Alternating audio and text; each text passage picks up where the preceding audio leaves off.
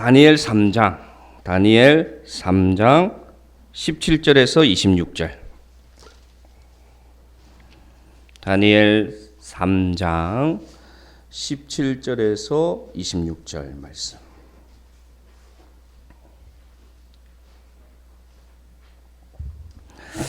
제가 가진 성경은 구약 성경 1236페이지.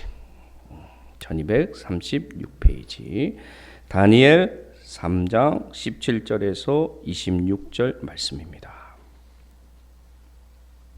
제가 17절 읽습니다. 왕이여, 우리가 섬기는 하나님이 계시다면 우리를 맹렬히 타는 풀무불 가운데에서 능히 건져내시겠고 왕의 손에서도 건져내시리이다. 그렇게 하지 아니하실지라도 왕이여, 우리가 왕의 신들을 섬기지도 아니하고 왕이 세우신 금신상에 대해 절하지도 아니할 줄을 아옵소서. 느부갓네살이 분이 가득하여 사드락과 메삭과 아벳느고를 향하여 얼굴빛을 바꾸고 명령하여 이르되 그 풀무불을 뜨겁게 하기를 평소보다 7배나 뜨겁게 하라 하고 그때 중 용사 몇 사람에게 명령하여 사드락과 메삭과 아벳느고를 결박하여 극렬히 타는 풀무불 가운데 던지라 하라. 그러자 그 사람들을 겉옷과 속옷과 모자와 다른 옷을 입은 채 결박하여 맹렬히 타는 풀무불 가운데에 던졌더라. 왕의 명령이 엄하고 풀무불이 심히 뜨거우므로 불꽃이 사드락과 메삭과 아벳느고를 그 사람들을 태워 주었고 이 세 사람 사드락과 메삭과 아벳느고는 결박된 채 맹렬히 타는 풀무불 가운데에 떨어졌더라.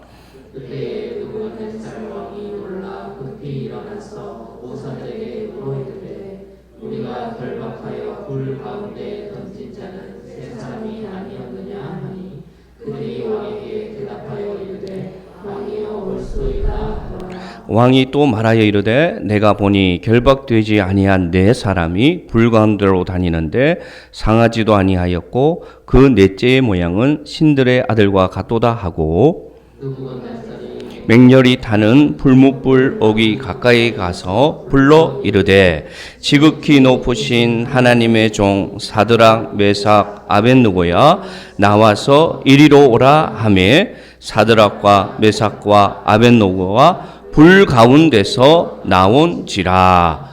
아멘. 우리 잠깐 기도합시다. 하나님 아버지 감사합니다. 참 귀하고 복된 말씀, 참 그 지혜가 너무나 높고 깊어서 감히 우리가 다 이해할 수 없는 그 하나님의 말씀을 오늘 이 짧은 시간 함께 나누고자 합니다. 그러니 성령께서 우리 가운데 오셔서 이 말씀이 깨달아지게 하시고 전하는 자 또 듣는 자가 오직 성령의 지혜에 함께하는 충만한 시간이 되게 하여 주옵소서. 부족한 종을 긍휼히 여겨주셔서 주의 말씀만 전파될 수 있도록 사용하여 주옵소서. 예수님의 이름으로 기도드립니다. 아멘. 모두가 굴복한 금신상이 있습니다. 이 금신상은 높이가 한 30m나 되는, 그리고 빛을 받으면 반짝반짝 빛나는 높이가 30m나 되는 금신상에 느부갓네살 왕이 명령합니다. 이날의 모든 백성들은 시간을 정해서 이곳에 경배하라 그렇게 외쳤습니다. 그러니 왕의 서슬프런 명령이니 모든 사람들이 다 순종하고 그 금신상에 절할 수밖에 없었죠. 그런데 여러분, 굉장히 반대되는 신이 한 명 있는데 그 신이 누구냐? 하나님입니다. 하나님. 이 금신상은 금색으로 화려하게 장식되어서 그 키가 30m나 되고, 그리고 광장 가운데 두어서 누구나 볼 수 있는데, 그래서 마음으로부터 존경심과 마음으로부터 경외함이 나오는데 하나님은 여러분 보이지 않습니다. 그러니 자연히 많은 사람들이 누구에게 굴복하느냐? 그 금신상에 절을 했습니다. 그런데 이 나라 가운데 절을 하지 않는 세 사람이 있었습니다. 그는 왜 절하지 않았느냐? 그들은 하나님을 보이지 않지만 믿었기 때문입니다. 이 시대도 여러분 많은 사람들이 보이는 것에 현혹되어서 굴복하고 살아갑니다.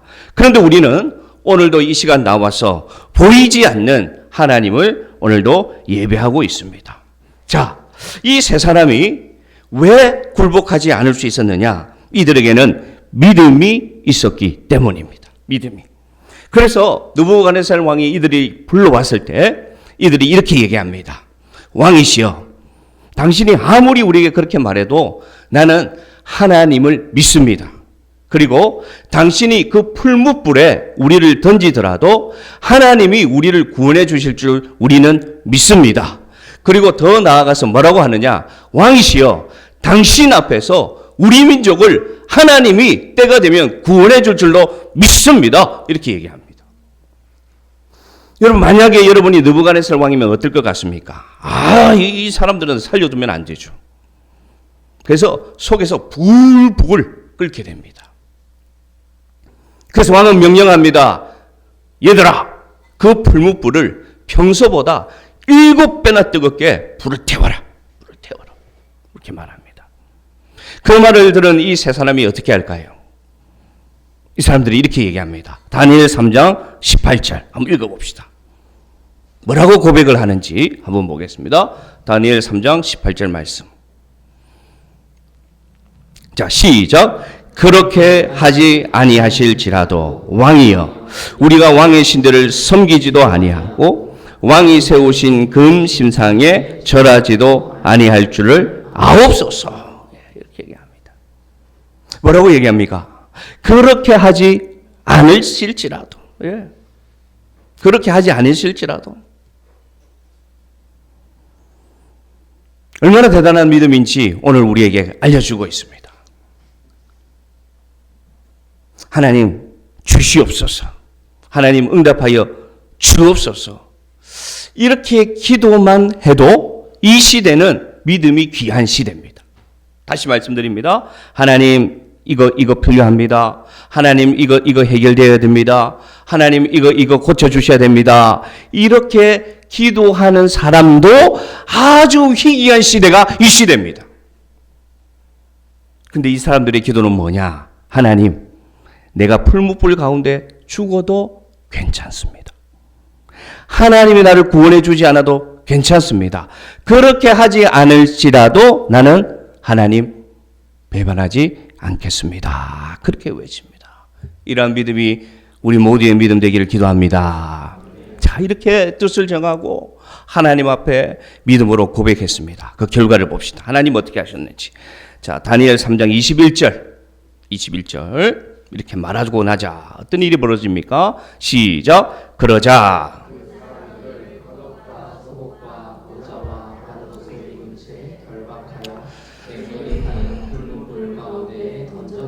아멘. 하나님 믿습니다. 딱 하니까 어떻게 되느냐? 그냥 그 옷을 입은 그 순간 그 자체로 어떻게 됩니까? 맹렬히 타는 불분불 가운데 던져지는 것이죠. 저 풀무불이 무엇일까?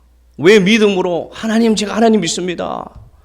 하나님 그렇게 하지 않을지라도 나는 하나님 사랑합니다. 그럼 여러분 저 풀무불을 꺼지게 하셔야죠. 하나님께서. 말하자마자 저들에게 닥쳐온 결과는 뭐냐? 맹렬히 타는 풀무불 가운데로 던져집니다. 한 주간 묵상하게 되었습니다. 풀무불이 과연 뭘까? 오늘 하나님께서 이 시대를 살아가는 우리에게 저 풀무불은 어떤 불일까? 묵상하면서 오늘 말씀을 준비하게 되었습니다. 오늘 이 놀라운 믿음의 사람들이 이 풀무불에 던져진 것처럼 믿음의 삶에는 이 풀무불이 있다는 것을 우리가 알 수 있습니다. 믿음의 삶 가운데도 고난의 현실이 있다는 것입니다. 물론 우리는 이렇게 생각합니다. 하나님께 기도하고 하나님 잘 믿으면 하나님이 평강으로 우리를 인도해 주실 것이다. 우리 믿습니다. 그래서 여러분 삶이 어떻습니까? 평강으로 인도하는 삶을 사는 분이 많습니까?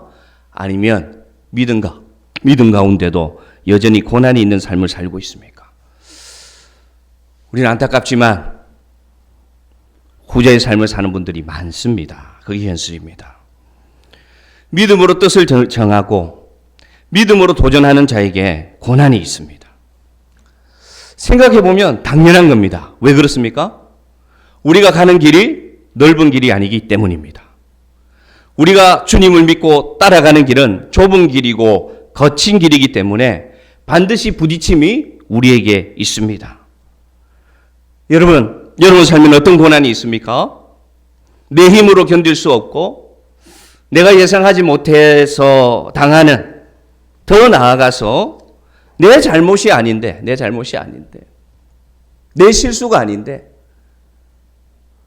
내 선택의 결과가 아닌데 당하는 고난은 혹시 없으십니까? 야스퍼스라는 철학자가 있습니다. 독일의 실존주의 철학자라고 하는데요. 우리가 잘 쓰는 말을 이분이 제일 처음 했습니다. 그 말은 뭐냐? 한계 상황이란 단어입니다. 한계 상황. 이게 나의 한계 상황이야. 여러분 혹시 많이 들어보셨죠? 또 혹시 이 단어를 쓰지 않습니까? 이제 나는 정말 더 이상 견딜 수 없는 한계 상황이야. 이 한계 상황이라는 단어를 처음 쓴 사람이 이 야스퍼스라는 철학자라고 합니다. 지난주 이찬수 목사님 설교를 듣는데 이 부분을 소개하는데 참 은혜가 되어서 함께 나누고자 합니다. 여러분, 우리 고난의 모습은 이 한계 상황 가운데 옵니다. 대표적으로 어떤 한계 상황이 있느냐? 이 한계 상황은 뜻을 정의하자면 내가 아무리 노력해도, 내가 아무리 대비해도 내가 대비할 수도 없고 이길 수도 없는 것이 한계 상황이에요. 한계 상황. 대표적으로 뭐가 있습니까? 죽음입니다. 죽음. 이 죽음이란 한계 상황이 내 삶에 찾아오면, 이 고난이 다가오면 대비할 수도 없고 견딜 수도 없는 고통입니다. 가장 가까운 사람들의 죽음을 목격하기도 하고 체험하기도 하고, 그렇죠? 친한 친구의 죽음을 보기도 합니다. 어쨌든 이 죽음과 같은 고난이 나에게 오면 나는 어떻게 할 수가 없어요. 이게 한계 상황이에요. 또 어떤 한계 상황을 얘기했느냐? 고독입니다. 고독. 이 고독은 무엇입니까? 이건 우리 영혼의 처음부터 하나님과 우리 사이에 하나님의 관계에 온전히 들어가지 못하면 느낄 수밖에 없는 게 이 존재의 고독이에요. 아무리 사랑하는 사람과 같이 있고 아무리 사랑하는 사람과 부부의 연을 맺어도 아무리 사랑하는 자녀와 살아가도 어쩔 수 없는 이상하게 나에게 찾아오는 이 고독의 감정, 외로움의 감정이 누구나 다 있습니다. 이게 바로 우리의 한계 상황이에요. 또 이것도 얘기합니다. 갈등입니다. 갈등. 우리는 사람들과 관계 맺고 살아가는데 내가 아무리 노력하고 내가 아무리 기도해도 잘 되지 않는 관계가 분명히 있습니다. 목사님도 그 얘기를 하더라고요. 아무리 기도하고 내가 아무리 잘해주고 해도 오해는 받을 수밖에 없더라. 그래서 목사님 그렇게 기도한다더라고요. 이것도 하나님 뜻이고는 어쩔 수 없구나. 여러분도 이런 갈등이 있지 않습니까? 여러분 삶 가운데 사람과의 갈등. 한 가지를 더 얘기합니다. 하나는 뭐냐? 죄에 대한 유혹입니다. 죄에 대한 유혹. 죄에 대한 죄책감입니다. 이것이 바로 우리 삶에 지금도 있는 한계 상황이고, 이러한 한계 상황이 나에게 닥쳐오는 고난이 믿음 가운데도 여전히 있다는 것을 우리가 알 수가 있습니다. 그런데 다른 게 있어요. 그런데 이 한계 상황을 우리가 만나면 그냥 여기서 끝나는 것이 아니라 이 한계 상황 가운데 우리는 어떤 일이 일어나느냐? 비약이 일어납니다. 다른 말로 합니다. 성장이 일어납니다. 다른 말로 합니다. 변화가 일어납니다. 그래서 이것이 하나님의 뜻이 있습니다.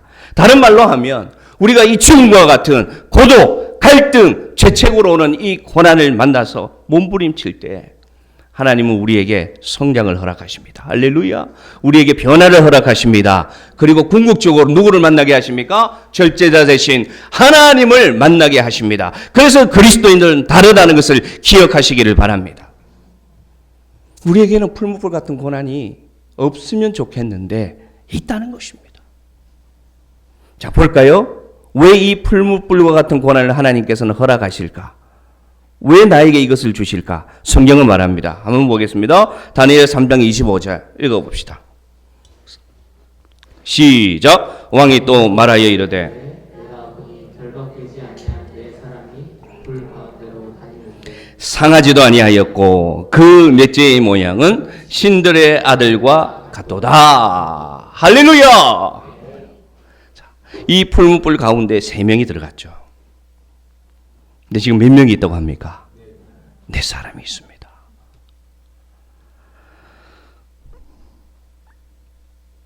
성도의 고난 가운데는 예수님이 함께 계심을 기억하시기를 바랍니다. 그러면 하나님은 왜 우리에게 고난의 풀무불을 허락하시느냐? 그 고난 가운데 하나님이 함께 계심을 발견하라고, 그 어려운 가운데 내가 너와 함께함을 알아라고, 그리고 네가 혼자가 아니라는 것을 알게 하기 위해서 평안할 때 발견하지 못했던 하나님을 고난 가운데 발견할 수 있도록 하나님은 고난의 풀무불도 허락하시는 분이심을 기억하시기를 바랍니다. 그래서 우리는 다릅니다. 예수를 믿는 우리는 다릅니다. 똑같은 한계 상황을 만나도 예수 그리스도를 믿는 우리는 죽음과 같은 고난 가운데 예수를 만나고, 그 고독의 현장 가운데 주님을 만나고, 그 갈등의 아픔 가운데 주님을 의지하고, 그 끝없이 밀려오는 죄로 인한 그 감정 가운데도 나를 구원하신 십자가의 주님을 만나게 하신다는 것을 기억하시기를 바랍니다. 혹시 여러분 가운데 고난의 풀무불과 같은 현실에 있다면 오늘 이 말씀, 3사람이 던져졌지만 함께 하시는 예수님이 여러분 삶 가운데 같이 있음을 기억하시기를 주의 이름으로 축복합니다. 이게 첫 번째 고난의 풀무불의 의미였습니다. 두 번째로 이 풀무불은 우리에게 어떤 의미냐? 하나님은 왜 이 풀무불을 허락하셨을까? 알게 합니다. 이사야 48장 10절에 보니까 이렇게 말씀하세요. 이사야 48장 10절에 제가 읽어드립니다. 보라, 내가 너를 연단하였으나 은처럼 하지 아니하고 너를 고난의 풀무불에서 택하였노라. 할렐루야. 할렐루야. 이 풀무불은 우리에게 어떤 의미인지 아세요? 믿음의 도전 앞에 이 고난의 불이 있지 않습니까? 그런데 하나님은 이 고난의 불이 그냥 단순히 우리를 소멸하고 우리를 괴롭히고 우리를 태우기 위해서 주시는 불이 아니란 사실입니다. 이 풀무불이 우리에게 허락되는 이유는 뭐냐? 어떤 단어를 보고 있습니까, 여러분? 연단입니다. 연단. 하나님이 우리에게 이 풀무불을 허락하는 이유는 이 고난의 불을 통해서 우리를 더욱 아름다운 존재로, 더욱 고귀한 존재로 만들기 위해서 이 고난의 불을 연단의 불로 사용하신다는 것을 기억하시기를 바랍니다. 그 예가 누가 있습니까? 성경의 인물 중에. 여러분, 고난하면 떠오르는 인물 욥이 있습니다. 욥 1장 1절에 보면 욥이 어떤 사람인지 소개합니다. 제가 불러드리겠습니다. 우스 땅에 욥이라 불리는 사람이 있었으니 그 사람은 온전하고 그 사람은 정직하고 그 사람은 하나님을 경외하며 악에서 떠난 자더라. 이렇게 소개합니다. 쉽게 말하면 고난하고 아무런 상관이 없을 만한 인물이 누구냐? 욥입니다. 욥. 그런데 여러분, 욥이 당한 고난을 제가 이 강단에서 다 설명할 수가 없어요. 그러면 설교가 너무 길어질 정도로 엄청난 고난을 당합니다. 당할 수 있는 모든 고난을 다 당합니다. 그래서 이 욥이 그 후에 그 고난 가운데 고백한 것을 보면, 아하, 하나님이 그 고난의 불을 그 악에서 떠난 자에게도 허락한 이유가 이것이구나 라는 것을 알 수가 있어요. 이 말씀을 같이 읽어야 됩니다. 제가 23장 8절 제가 읽고 9절 여러분 읽고 10절 같이 읽을 겁니다. 8절 제가 먼저 읽습니다. 그런데 내가 앞으로 가도 그가 아니 계시고 뒤로 가도 보이지 아니하며. 9절 여러분 시작. 그가 왼쪽에서 일하시나 내가 만날 수 없고 그가 오른쪽으로 돌이키시나 배울 수 없고. 같이 읽읍시다. 그러나 내가 가는 길을 그가 아시나니 그가 나를 단련하신 후에는 내가 순금같이 되어 나오리라. 아멘. 여러분, 이 욥이 고난의 이유를 압니까, 모릅니까? 모릅니다. 왜 나에게 이 고난을 주셨는지 아무리 몸부림쳐도, 아무리 기도해도, 아무리 원망해도, 아무리 울부짖어도 하나님은 욥에게 응답하셨을까요? 이유를 하지 않습니다. 욥기 끝날 때까지. 근데 욥이 뭐라고 고백하느냐?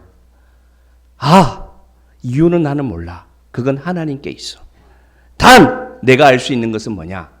하나님이 나를 단련하신 후에, 하나님이 나를 이 극심한 고난의 불에 나를 태우신 후에는 나는 이제 다 불순물은 태워지고 하나님 기뻐하시는 정금과 같이 새롭게 나올 줄로 나는 믿어라고 얘기합니다. 할렐루야. 우리에게 고난의 물을 허락하신 두 번째 이유는 뭐냐? 하나님은 우리를 연단하십니다. 우리를 새롭게 하기를 원하십니다. 우리의 가치가 올라가기를 원하십니다. 그래서 이 고난의 불을 통해서 나의 죄가 태워지게 하십니다. 나의 욕심과 이기심이 태워지게 하십니다. 나에게 남아있는 자존심과 상처가 태워지게 하십니다. 이 모든 게 태워지게 하셔서 내가 하나님과의 사이에서 정금과 같이 순결한 믿음이 되어라고 오늘 우리를 사용하신다는 것을 기억하시기를 바랍니다. 이 연단의 풀무불을 다른 번역본에 보면 용광로 이렇게 얘기합니다.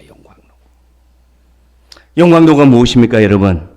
철을 태워서 정말 필요한 도구로 만드는 것이 용광로이지 않습니까? 그러므로 이 풀무불이 오늘 우리에게 오면 이 고난의 불, 우리는 이해할 수 없지만 이 불이 내 삶의 믿음 가운데 온다면 여러분 기뻐하시기를 바랍니다. 기회입니다. 감사의 기회입니다. 왜냐? 하나님은 하나님이 사용하시고자, 하나님 손에 들려지고자 나를 이전보다 더 귀한 존재로 만드는 과정에 내가 드디어 들어가게 되었구나. 할렐루야! 할렐루야! 기억하십시오, 이 말씀을.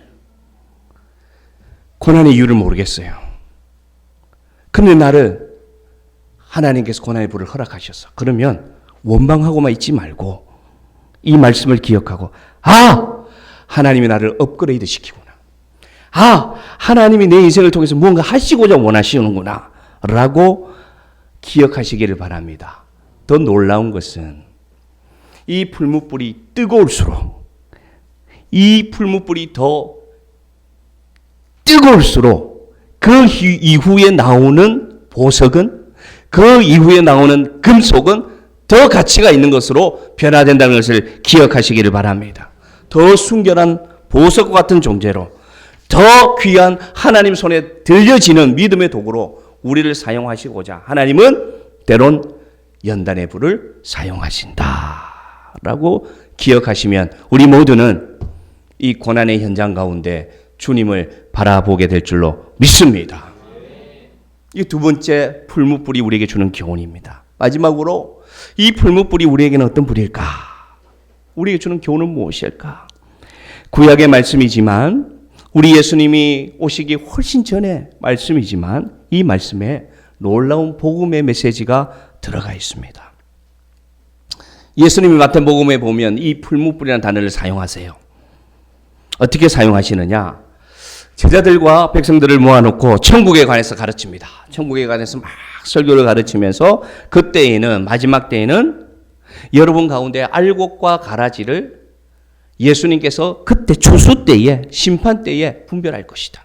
그러면서 이렇게 말씀하십니다. 한번 보겠습니다. 마태복음 13장 41절 42절 41절 제가 읽습니다. 인자가 그 천사들을 보내리니 그들이 그 나라에서 모든 넘어지게 하는 것과 또 불법을 행하는 자들 거두어내어 42절 시작. 풀무불에 던져 넣으리니 거기서 울며 이를 갈게 되리라. 아멘.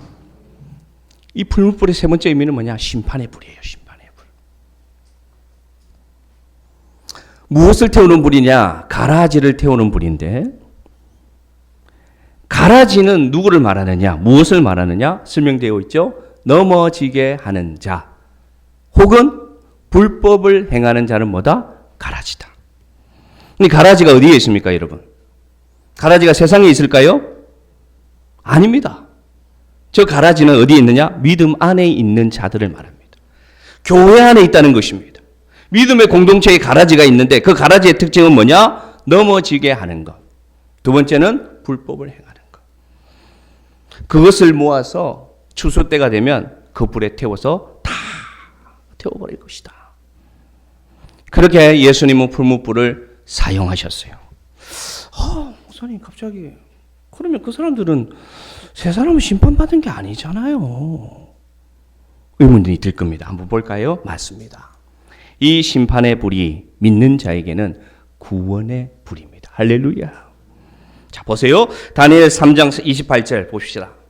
하나님을 고백하는 이 이방왕, 세 사람을 불에 던졌던 사람이 뭐라고 얘기하는지 이렇게 얘기합니다. 같이 읽읍시다. 느부갓네살이 말하여 이르되 사드락과 메삭과 아벤느고의 하나님을 찬송할지로다. 그가 그의 천사를 보내사 자기를 의뢰하고 그들의 몸을 바쳐 왕의 명령을 거역하고 그 하나님 밖에는 다른 신을 섬기지 아니하며 그에게 절하지 아니한 종들을 구원하셨도다. 할렐루야.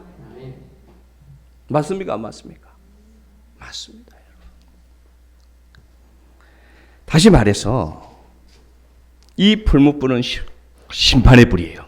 심판의 불. 그런데 이들이 이 심판의 불과 상관이 있을까요? 없을까요? 상관없습니다. 그래서 뭐라고 얘기합니까? 구원하셨도다. 하나님이. 다시 말로 하면 구원이라는 의미는 죽음에서 어떻게 되었다? 살아났다. 죽음 가운데서 건진받았다. 그래서 이 말씀 가운데, 다니엘서 말씀 가운데 우리에게 주는 메시지는 뭐냐? 우리는 장차 알고과 같은 믿음으로 살아가면, 하나님 앞에서 진중한 믿음으로, 진실한 믿음으로 살아가면 이 심판의 불, 풀무불이 우리가 상관이 있다 없다? 상관이 없다. 메시지를 주고 있습니다. 할렐루야. 할렐루야. 그래서 마지막 날에 하나님께서 이렇게 말씀하실 거예요. 누구든지 사람 앞에서 나를 시인하면 나도 하늘에 계신 아버지 앞에서 너를 시인할 것이다. 그렇게 얘기합니다. 다른 말로 하면 예수님이 이렇게 얘기합니다. 너희가 사람 앞에서, 세상에서 예수 믿는다고 인정하면 나도 장차 심판대 앞에서 저는 하나님을 믿는 자라고 나도 인정할 것이다. 왜 여러분이 이 심판의 불이 우리와 상관없고 이 풀무불이 우리가 상관없는지 알 수 있는 아주 재미있는 표현이 있습니다. 다니엘 3장 27절 한번 보겠습니다. 다니엘 3장 27절. 참 성경이 재미가 있습니다. 참 자세하게 표현되어 있어요. 3장 27절 제가 읽어드립니다. 총독과 지사와 행정관과 왕의 모사들이 모여 이 사람들을 본즉, 이 세 사람을 보는 겁니다. 불에서 나온 이 사람을. 자, 뭐라고 표현하느냐? 불이 능히 그들의 몸을 해하지 못하였고, 자, 그 다음 보십시오. 머리털도 그을리지 아니하였고, 그 다음 또 보십시오.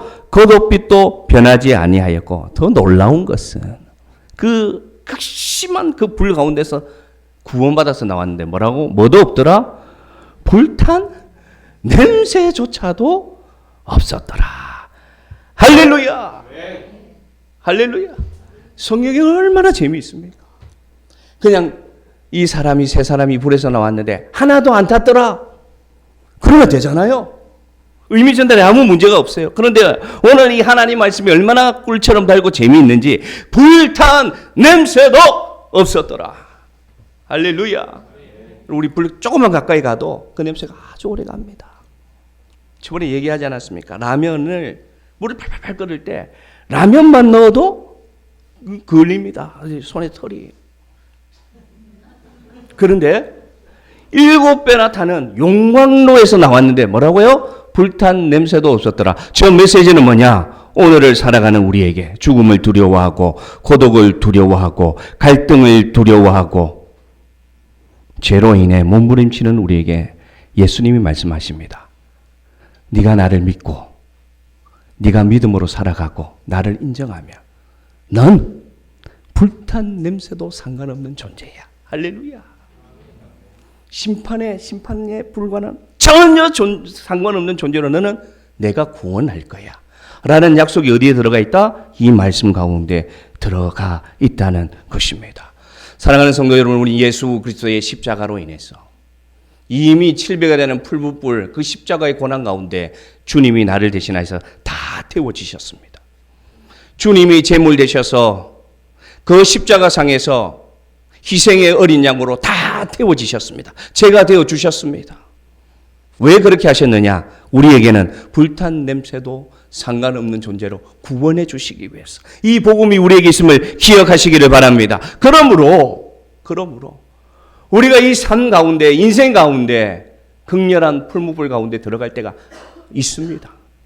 지금도 있는 분들이 있을 것이고 정도는 다르지만 개인이 느끼기에는 다 풀무불과 같은 고난이죠. 이유도 모릅니다. 언제 꺼질지도 모릅니다.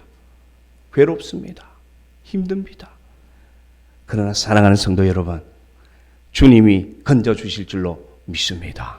먼저는 주님이 함께 계심을 믿습니다. 그래서 내가 풀무불 가운데도 있는데, 내가 이 세상 가운데 그 고난의 풀무불 가운데 있는데 사람들이 말할 때, 야, 너는 불탄 냄새가 안 나. 난 하나도 안 힘들어 보여.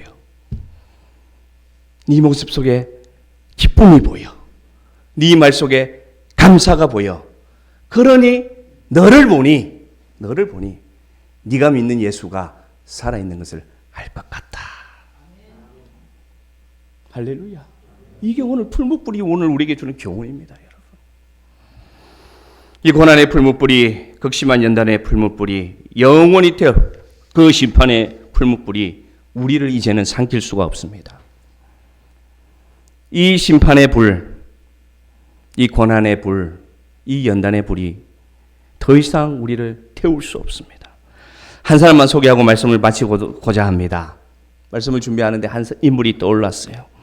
그 인물이 누구냐? 세례 요한입니다. 세례 요한. 여러분, 세례 요한의 인생을 한번 기억해 보시기 바랍니다. 세례 요한의 삶이 어떤 삶이었는지를 간단하게 설명하면, 예수님 오실 길을 예배하면서 광야에서 약대 털옷 입고 광야에서 여러분 석청과 메뚜기 먹으면서 고난 가운데 예수님 오신다고, 우리를 구원하시는 메시아가 오신다고, 나는 그냥 소리라고, 나는 그냥 전파되면 사라지는 소리와 같은 존재라고 그렇게 외치다가 예수님 오셨어요. 예수님 오시니까 우리 같으면 칭찬받고 영광받을 것 같은데 예수님 오자마자 어떻게 됩니까? 감옥에 갇힙니다. 감옥에 갇히자마자 어떻게 됩니까? 그를 따르는 제자들도 다 예수님 따라갑니다. 그 감옥 가운데 헷갈립니다. 하나님, 내가 전파한 게 맞습니까? 하나님이 내 삶이 제대로 살아간 게 맞습니까? 그래서 제자에게 묻습니다. 가서 한번 알아봐라. 내가 죽음이 두렵다. 내가 전한 그 예수가 메시아가 맞는지 확신이 안 쓴다. 내가 너무 힘들다. 두렵다. 잘못 살아간 것 같고 헷갈린다. 제자가 예수님 찾아왔습니다. 주님, 우리 선생님이 당신이 메시아 맞는지 감옥에 있으니까 모르겠답니다. 예수님 뭐라고 합니까? 가서 내가 전하는 대로, 내가 무엇을 하고 있는지 보는 대로 다 전하라. 세례 요한이 어떻게 죽습니까? 참 억울하게 죽죠. 그냥 잔치 자리에서, 그죠? 그 잔치 자리에서 그 헤롯의 딸이 춤을 추고 그 상으로 요청하는 게 누굽니까? 세례 요한의 목입니다. 참 잔인하죠. 그렇게 죽어간 사람이 누구냐? 세례 요한입니다. 완전한 고난의 풀무불에 삼킴당한 것 같습니다. 완전한 연단의 불이 그를 건져내지 않고 그냥 죽은 것 같습니다. 실패한 것 같습니다. 세례 요한의 삶은. 근데 여러분, 그럴까요? 그렇지 않습니다. 성경을 보겠습니다. 어떤 일이 일어나느냐? 요한복음 10장 41절 42절에 예수님이 전도하다가 세례 요한이 복음을 가장 많이 전한 마을에 가니까 이런 일이 일어났습니다. 많은 사람이 왔다가 말하되, 이렇게 얘기합니다. 그래, 요한 아무 표적도 없었어. 그 사람은 보십시오. 요한은 아무 표적도 행한 것이 없어. 말밖에 없어서. 그러나 지나고 보니, 잘 들으십시오. 그러나 지나고 보니 그가 말한 것이 맞더라. 그가 살아간 인생이 맞더라. 그가 살아가는 방법이 맞았더라. 그렇게 얘기합니다. 그렇게 되니까 그 사람 진짜더라. 잘 들으세요, 여러분. 그러니까 예수님이 그 마을에 가니까 예수님이 말씀도 전하기 전에 어떤 일이 났더라? 많은 사람이 누구를 믿더라? 예수를 믿으니라. 할렐루야. 우리에게 고난의 풀무불이 옵니다. 연단의 풀무불이 옵니다. 우리는 이 불이 내가 끄고 내가 이불에서 승리해서 나오고 내가 이불 가운데서도 보란 듯이 살아나오면 내가 하나님 영광 돌릴 거라고 믿고 나아갑니다. 그러나 안 그럴 때도 있어요. 세례 요한은 그냥 죽었어요. 목베임 박하고. 근데 그 결과를 보십시오. 그 결과는 그에게 주어진 불묵불대로 승리하였음을 성경은 얘기하고 있음을 기억하시기를 바랍니다. 여러분, 우리 삶의 고난의 불불이 올 때 사람들이 주목합니다. 야, 들었냐? 세상에 그런 일이 있대. 들었냐? 걔 맨날 새벽기도 나가고 기도하더만 세상에 그 아가 그랬댔대. 말합니다. 수군됩니다. 여러분, 그때 무엇을 보십니까? 그때 여러분은 무엇을 생각하십니까? 십자가에 달린 예수 그리스도를 바라보시기를 바랍니다. 우리 길에는 고난이 있을 수밖에 없습니다. 좁은 길이 있을 수밖에 없고 십자가를 지고 가는 길이 있을 수밖에 없고 세상의 가치관과 다른 삶을 살아야 되기 때문에 부딪힘이 있을 수밖에 없고 손해가 있을 수밖에 없고 갈등이 있을 수밖에 없고 고난이 있을 수밖에 없습니다. 근데 여러분, 지나고 나면 보십시오. 맞더라. 참 바보처럼 살던데 맞더라. 참 미련하게 살던데 맞더라. 참 용기도 없이 살던데 맞더라. 그리고 하나님께 영광 돌리는 그날이 우리 가운데 올 줄로 믿습니다. 하나님은 우리의 삶을 기록하고 계십니다. 저는 믿습니다. 하나님이 오늘 내 삶을 기록하고 계실 거야.